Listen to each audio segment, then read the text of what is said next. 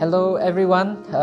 May I present to you Father Kuli Emmanuel in this video. Firstly, Father, when do you decide to become a priest? I decided to become a priest. I started having a desire when I was as a young boy. Okay. Maybe when I was in class 2, 3 onwards. Okay. That's a quite young time then. Secondly, Father, what or who inspires you to become a priest?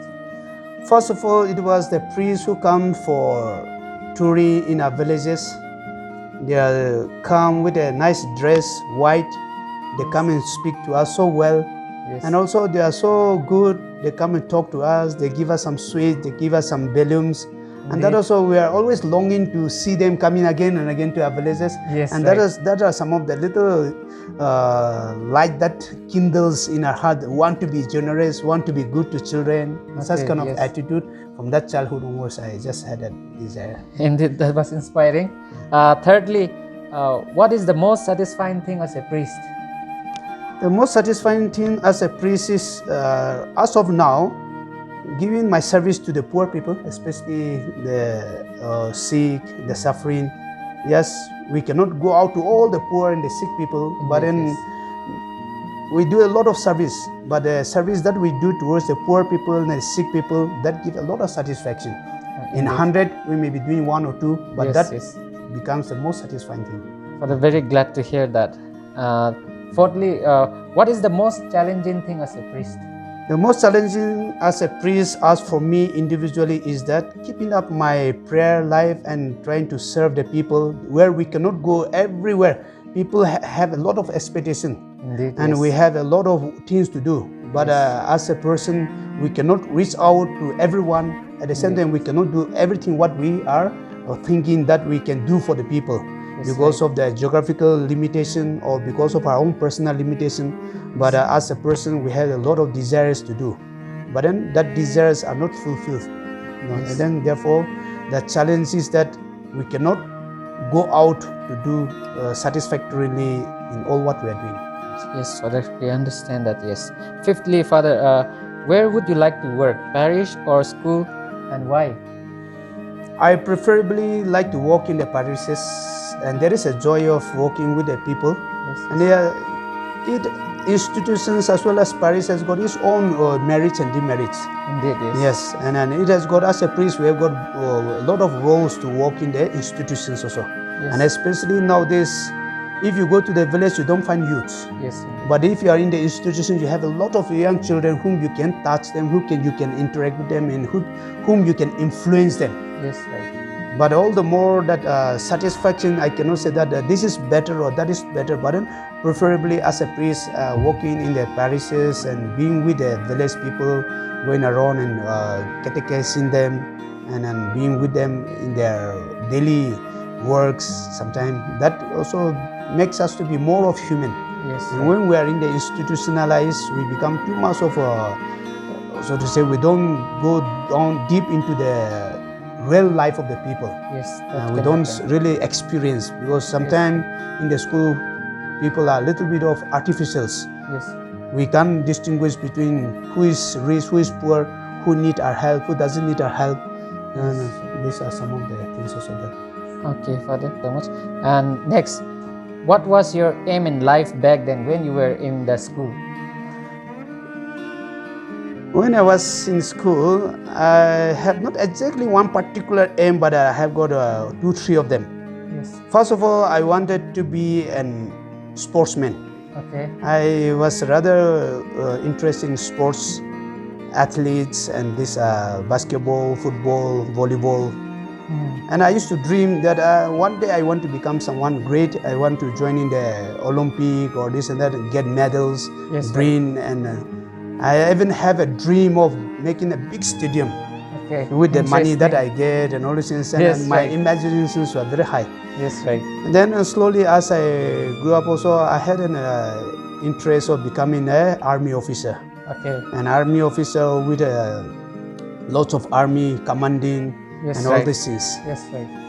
And then seeing the army officers, the way they go about with lots of bodyguards, guarded fully, and you are fully dressed.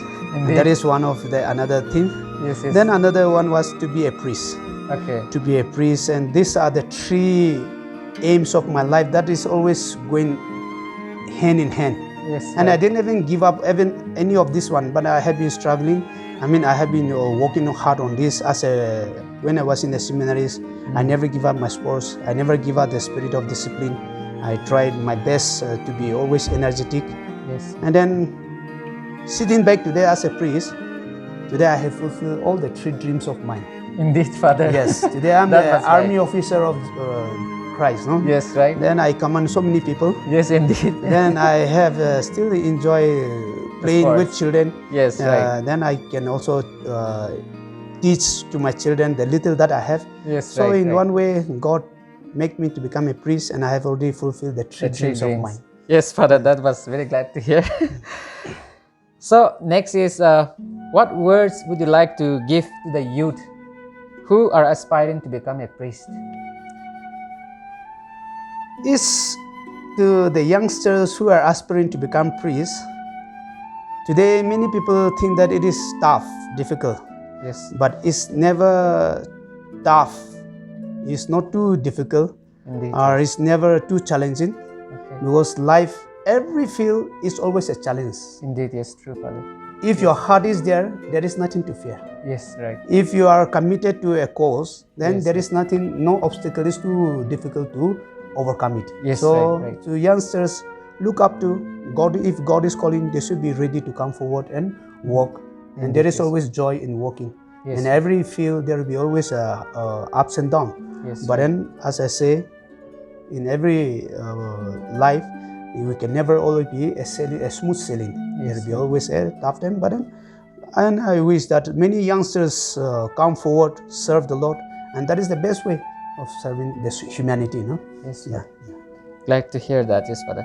Lastly, what advice would you like to give to the viewers with regards to the preparation for Christmas?